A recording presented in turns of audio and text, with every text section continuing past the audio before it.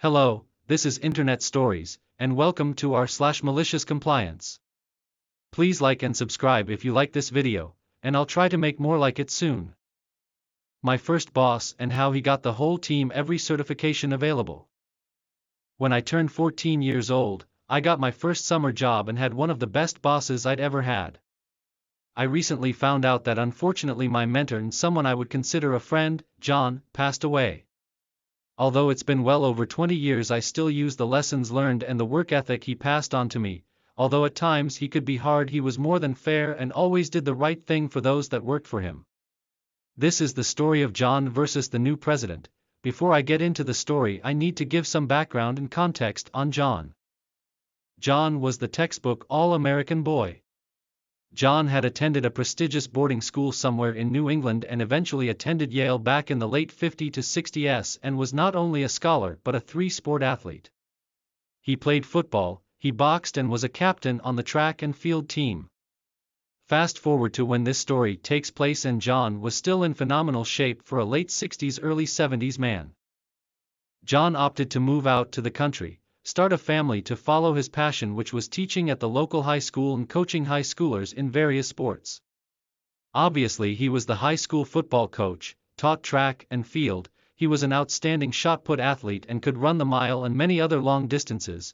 As a teacher, he had the summers off and became a lifeguard at the local town beach, eventually becoming the captain of the lifeguards. Over time he developed standards for the town/county/state lifeguards to pass.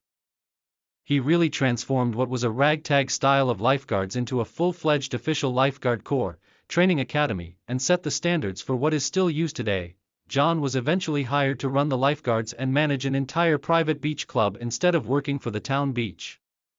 One of the biggest challenges of this, since it was a private beach club, John now reported into a president of the beach club who oversaw how things were run.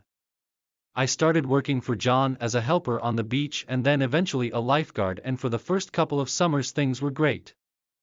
The president of the beach club took pride in having the best staff and making sure that lifeguards were well paid, and to his credit, safety was the utmost priority.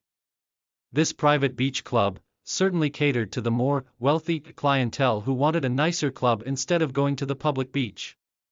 Some of the advantages were the amenities, which were lockers, cabanas, private parking, a very nice restaurant that served great food and drinks.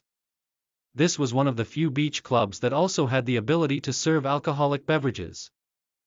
One of the good things John had instituted was that any returning member of the staff from the previous summers automatically got a raise. This ensured that staff returned the next summer, avoiding a lot of retraining and, as you can imagine, growing pains with a new staff. What was even better was that if you returned multiple summers you still got an additional raise. Most summers this was $1 or $2. As an example, I started at $7.25 at 14 years old. This was back in the late 90s, and by the time I was in college I was making almost $15 an hour. Typically the president of the club serves a term which is a few years, and when his term was up a new president was ushered in. Upon taking office, the new president loudly proclaimed that he wanted to ensure that the club had fiscal responsibility, and he would be personally going over the books with a fine-tooth comb. His first order of business was to cut everyone's pay all the way back to minimum wage and fire most of the lifeguards. Now, as noted above, the staff was there for a long time, knowing most the members and how to run the place. Prior to the start of the summer, upon learning that their hourly wage would be cut, most of the senior staff immediately left and were quickly hired elsewhere. The lifeguards were spared at the appeal of John to ensure safety. Although some senior guards left for other beaches and pools, John was able to convince the lifeguards as he would take care of things. Onto the MC, while John agreed to have the staff take the pay cut, he convinced the new president that any lifeguards with additional certifications would get $2 an hour on top of the base minimum wage. The new president obviously didn't consider that any of these lifeguards would put in the effort or if it was feasible to get any certifications in time for the summer season, and he agreed to the plan. As you can imagine, John basically established the process and curriculum for becoming a lifeguard and personally trained and hired most, if not all, the trainers in the town and county. John was also a volunteer fireman and knew all the EMS personnel, and not surprisingly had either taught them in school or hired them as lifeguards in their past lives. John quickly called in favors from every trainer and certifier across the county who were more than happy to repay all the favors John had done for them in the past. Most waived the training fees and expedited the training sessions for the lifeguards, and they wanted to promote safety for the community.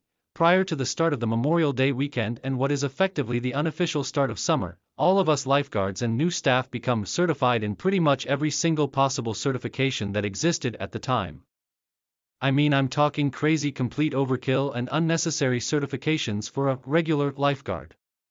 We got trained as either EMS and EMTs.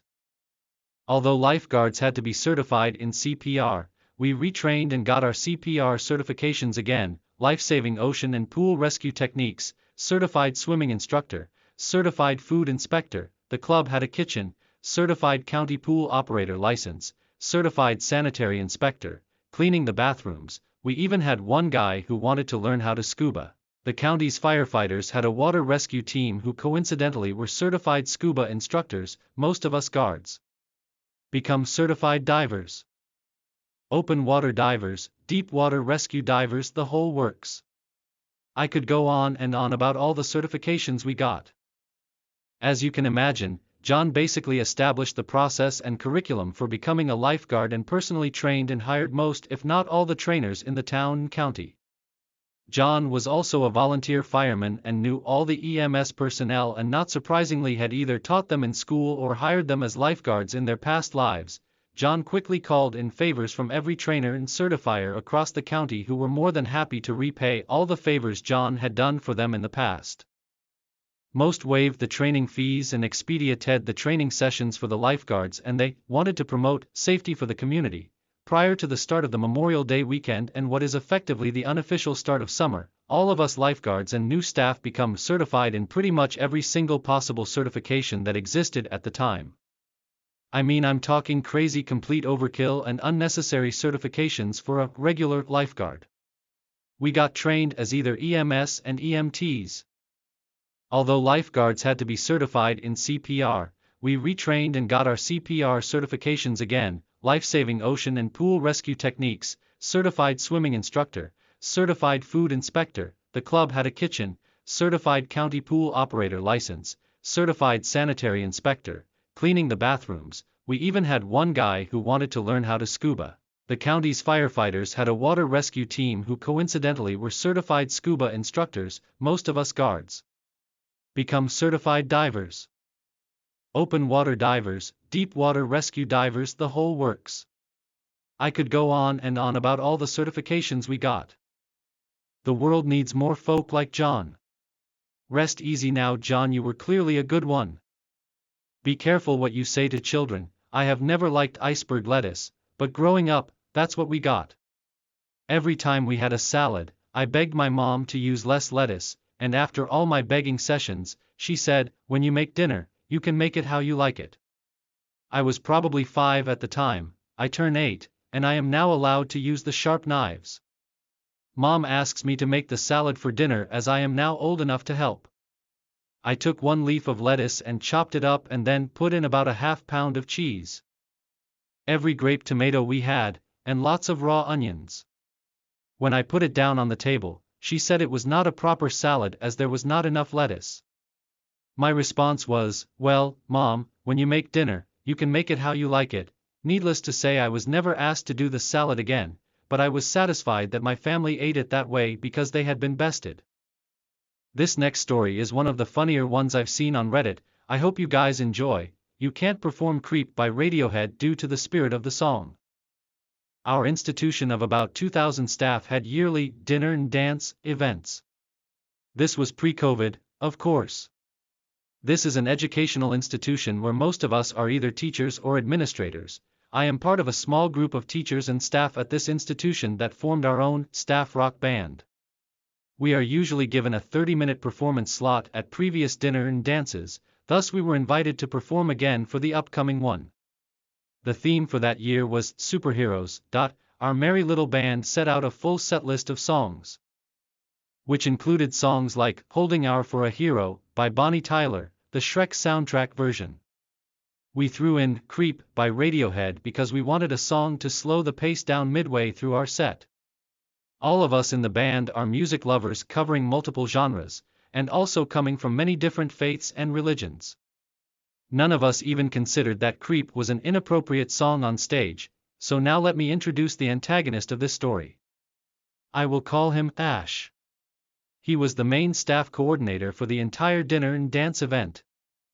A role that was bestowed on up-and-coming staff who show potential for leadership positions.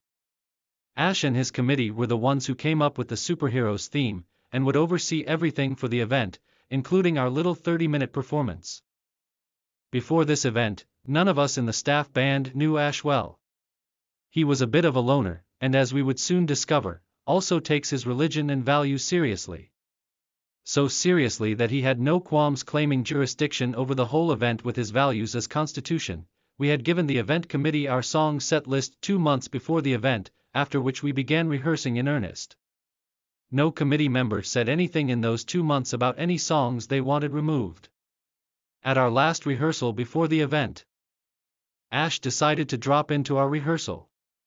Midway through our set as we began to play Creep, he suddenly raised his hand to object and said, "Stop! Stop! Stop, I'm removing this song from your set list. You can't play this song." We were stunned. This was 2 days before the show, and we had sunk in tens of hours of rehearsal by this point. "Why?" we asked. "I read the lyrics of this song.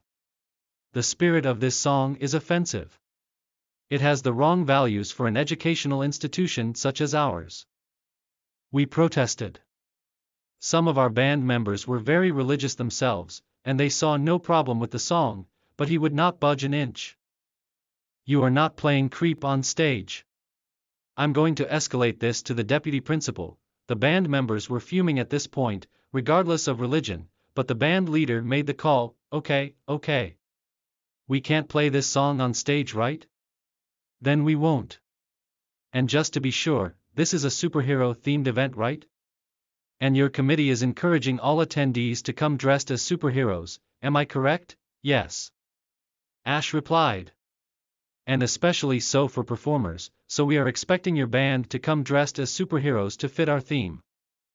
Cue malicious compliance. The day of the dinner and dance comes around and over 1,000 colleagues showed up, some dressed in Superman t-shirts, some as Wonder Woman, and even one in full Deadpool costume, but none of them grabbed as much attention as one very tall, very leggy, very conspicuous, Sailor Moon.